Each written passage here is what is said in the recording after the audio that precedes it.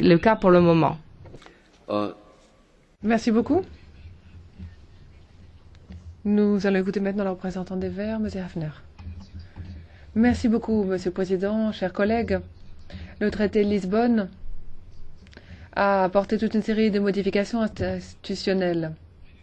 Nous avons maintenant une législature derrière nous avec ces différentes modifications. Nous avons travaillé sur cette base-là et nous constatons que certaines ont fait leurs preuves alors que d'autres non.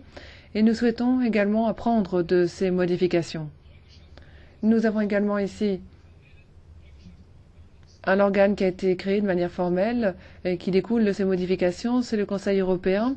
Et là, nous avons quand même constaté qu'il y a eu création d'un organe assez étrange parce que ses membres appartiennent ou doivent plutôt rendre des comptes aux différents parlements nationaux, mais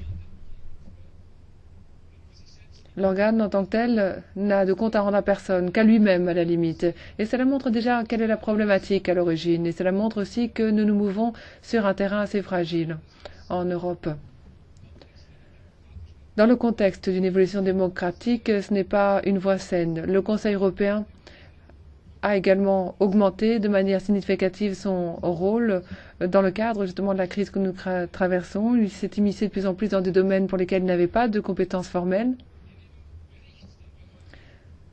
Nous allons voter sur ce rapport. Je remercie M. Lamassoure de sa présentation. Il y a toute une série de propositions qui portent pour pouvoir aider un peu ce qui se fait, un calendrier, amélioration des relations entre le Parlement et le Conseil, introduction d'un débat régulier ici au sein du Parlement avec le Conseil européen, puis via ce Conseil qu'il y a également des rapports avant et après la tenue du Conseil européen. J'aimerais dire expressément que je suis tout à fait d'accord avec ces propositions au nom de mon groupe, mais j'estime néanmoins ceci. Je crois que ces propositions ne seront pas suffisantes.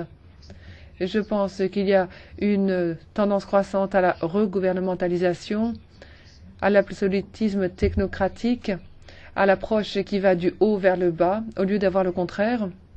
Je crois que tout cela ne sera pas réglé uniquement par un échange de lettres et par un accord interinstitutionnel. Non, on devra œuvrer sur le long terme en ayant de nouvelles bases contractuelles que nous devrions formuler.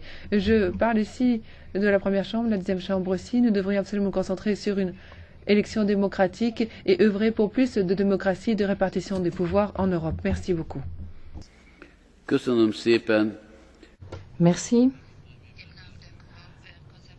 Alors, pour le groupe Sarata, je la parle à M. Velassac. Monsieur le Président, Monsieur le Commissaire, chers collègues, au nom des conservateurs et réformateurs européens,